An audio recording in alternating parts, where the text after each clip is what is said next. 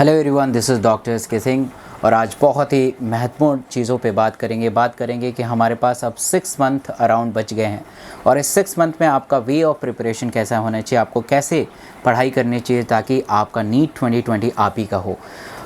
देखिए, एक चीज़ शुरुआत में आपसे बताना चाहूँगा कि मैंने अभी टी शर्ट पहनी हुई है और आपने शर्ट पहना होगा, कोई इस वक्त स्वेटर नहीं पहनता होगा। कहने का अर्थ ये है कि जैसे जैसे हमारा एटमॉस्फेयर बदलता है, जैसे जैसे मौसम बदलते हैं, हमारे अंदर बदलाव आते हैं, हमारे अंदर चेंजेस आते हैं और उस चेंजेस को अकॉर्डिंग हम अपना काम करते हैं, राइट। हमारे अंदर फिजियोलॉजी में बदलाव आता है। ठीक उसी प्रकार पढ़ाई के साथ होता है। अगर आप जिस वक्त अभी पढ़ रहे हैं और मार्च अप्रैल में भी ऐसे ही पढ़ेंगे तो शायद वो एक बेहतर स्ट्रैटेजी नहीं होगा। बेहतर स्ट्रैटेजी ये होता है कि आप समय के साथ चीज़ों को थोड़ा सा कोरिलेट करें और उसको पढ़ें। समय के साथ बदलना इम्पॉर्टेंट है। तो इस पूरे सेशन को 2 हिस्सों में कैटेगराइज करेंगे।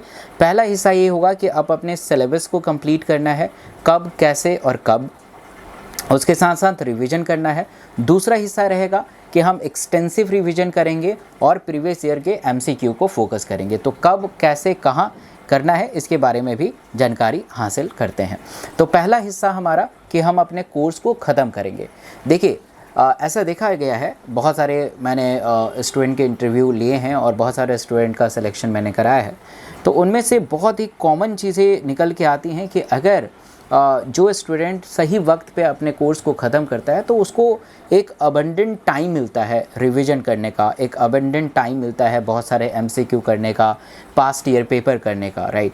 और जो स्टूडेंट कोर्स को ही बाद में करते हैं तो शायद उनको इतना बेहतर तरीके से समय नहीं मिलता है ताकि वो बेहतर कर पाएँ और बहुत सारे क्वेश्चंस को डिस्कस कर पाएँ, राइट।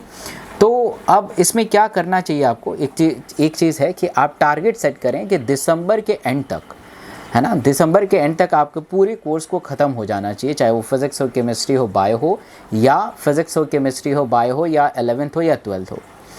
मैक्सिमम मान के चलिए कि अगर दिसंबर तक ख़त्म हो जाता है तो वेल एंड गुड, अगर नहीं होता है तो थोड़ा बहुत एक्सटेंड कर सकते हैं 15 जनवरी तक, क्योंकि हर चीज़ें एक समान होती नहीं है, उसमें बदलाव होता रहता है, आपको भी पता है। हो सकता है आपकी तबीयत ख़राब हो या इंस्टीट्यूट में कोई इश्यूज़ हो या बहुत सारी चीज़ें होती हैं। तो 15 जनवरी तक आप डेडलाइन बनाइए। अब ये मत सोचिएगा कि हमें कोर्स को कैसे भी जनवरी तक ख़त्म कर देना है, चाहे कुछ भी हो। ऐसा तो करेंगे तो आप बहुत ही बेकार करेंगे। आप जो भी पढ़ाई करें उसका साथ के साथ रिवीजन करें, क्योंकि पहला शेड्यूल में हमने यही बोला था कि आपको अपने कोर्स को ख़त्म करना है along with the revision, right. तो रिवीजन भी करते रहना है और कोर्स को भी ख़त्म करना है। ऐसा समझिए कि अगर मैं मान लीजिए कि मैंने परसों कुछ पढ़ा है और उसको मैं आने वाले दिन में रिवाइज़ ना करूं तो मैं भूल जाऊंगा। तो जो परसों मैंने आधा घंटा, 1 घंटा, 2 घंटा जो समय बिताया है पढ़ने में, वो टोटली वेस्ट हो जाएगा। शायद आप समझ पा रहे हैं। इसलिए जो भी आप पढ़ाई कर रहे हो उसको साथ के साथ रिवाइज़ करना बहुत ज़रूरी है। अगर आप रिवाइज़ नहीं करोगे तो आपके लिए टोटली ये वेस्ट चला जाएगा और आप अच्छा नहीं कर पाओगे। दूसरा चीज़ कि टारगेट बनाइए अक्टूबर, नवंबर, दिसंबर, जनवरी, फरवरी, जनवरी के मिड तक मुझे अपने कोर्स को ख़त्म करना है, चाहे कैसे भी, और अलॉन्ग विथ रिवीजन करना है। और आपके कोर्स में मैं आपके कोर्स को ख़त्म करने में मैं आपका सहयोग दूंगा। मैं अपने चैनल पे ही 5:30 बजे रोज़ वीडियो डालता हूं, आप उस सब को देख सकते हैं। और दूसरा चीज़, मैं अनअकैडमी पे हर दिन 8 बजे लाइव पढ़ाता हूं और ये पूरे साल चलेगा। जी हाँ, मुझे अप्रूवल मिल चुका है कि अब पूरे साल 8 बजे शाम को डेली लाइव क्लासेस होगी और मेरे पास वक्त है जनवरी तक। इसमें मैं आपको 11th 12th 2 बार ख़त्म कराऊंगा। तो हर दिन आइए। इस वीडियो के लिंक में टेलीग्राम का लिंक मिल जाएगा, इस टेलीग्राम से आप जुड़ जाएं ताकि जब मैं क्लास लूँ आप सब उससे अवेयर हो सकें, जान सकें। और मैं नोट्स भी प्रोवाइड करता हूँ टेलीग्राम पे, तो आपको जैसे जो चैप्टर ख़त्म होता है आपको नोट्स भी मिल जाएगा टेलीग्राम पे। तो टेलीग्राम से ज्वाइन होना बहुत ज़रूरी है। दूसरा चीज़, हम दूसरे फेज़ में आते हैं, जैसे जनवरी, फरवरी, मार्च। अप्रैल छोड़ देते हैं, जनवरी, फरवरी, मार्च। अब जनवरी में क्या है कि जनवरी is for that's completing your syllabus. Ensure कि आप सारे टॉपिक को, सारे चैप्टर को आपने पढ़ लिया है। एंड यस, अगर आपने नहीं पढ़ा है तो it's January is for the backlog. Yes, अगर मान लीजिए फिजिक्स का कोई टॉपिक छूट गया है या केमिस्ट्री का कोई टॉपिक छूट गया या बायो का छूटा है तो it's a completing the backlog, जल्दी जल्दी अपने बैकलॉग को ख़त्म करें। अभी बैकलॉग मत ख़त्म कीजिए, अभी आगे बढ़िए। और जनवरी is for the completing your backlog, कुछ भी छूट गया उसको कंप्लीट करें। And the February and March is very important for the selection. Yes, the February March is for two process. One is called extensive revision and the second one is called that is solving the maximum MCQ, solving the PYQ. अभी आप MCQ और PYQ पे ज़्यादा focus मत करिएगा, अभी आपको theory पे ज़्यादा फोकस करिएगा, अपने कंसेप्ट को बनाइए, क्योंकि जब तक आपका कंसेप्ट स्ट्रांग नहीं हो आप दुनिया का कोई भी MCQ में फंस जाएंगे और आप बेहतर नहीं कर पाएंगे। अगर आपका कंसेप्ट अच्छा है दुनिया का कोई भी MCQ आप बहुत ही आसानी से कर पाएंगे, ट्रस्ट में।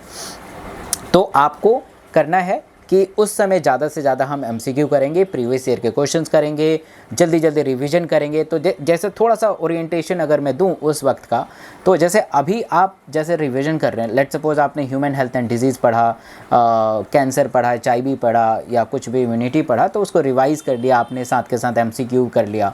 बट उस वक्त जब रिवीजन करेंगे तो उस वक्त क्या होगा कि पूरा होल यूनिट रिवीजन करेंगे। अगर हम रिप्रोडक्शन की बात करें तो पूरे रिप्रोडक्शन के 4 चैप्टर से reproduction in organism, sexual reproduction in flooring plants, human reproduction, reproductive health पूरा करना है। तो that's called extensive revision, right, कि जल्दी जल्दी रिवीजन करना। और एक होता है रैपिड रिवीजन। रैपिड रिवीजन क्या होता है कि आप जल्दी जल्दी चीज़ों को निपटाते गए। तो आप इंश्योर करिए कि अपने सिलेबस को सही समय पे ख़त्म करें और कम से कम 7 से 8 या 9 बार रिवीजन करें, तब आपको कन्फ्यूजन नहीं होगा कि जैसे मैक्सिमम मेजॉरिटी ऑफ केसेस में कन्फ्यूजन रहता है कि यार इन 2 ऑप्शन में क्या क्या करें क्या ना करें, तो ऐसे कन्फ्यूजन क्रिएट होता है। तो कन्फ्यूजन क्रिएट ना हो इसलिए आप मैक्सिमम चीज़ों को रिवाइज़ करें, राइट। तो ये सारा चीज़ होता है। तो अभी आपको फोकस करना है अपने सिलेबस को जल्दी से ख़त्म करने का। इतना भी जल्दीबाजी मत कीजिएगा, अपने कंसेप्ट को बिल्ड करिए और बहुत ही अच्छे से पढ़िए। एक्सटेंसिव वे से मत पढ़िएगा, डीपली वे से मत पढ़िएगा, वो गलत हो सकता है।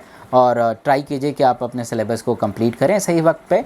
और इस चैनल पे नए हैं तो इस चैनल को ज़रूर सब्सक्राइब करें। और अपने मन में कोई विचार उत्पन्न हो रहे हैं तो ज़रूर कमेंट लिख के मुझे बताइएगा, मैं ज़रूर इसको सॉल्व करने की कोशिश करूँगा। Thank you so much all.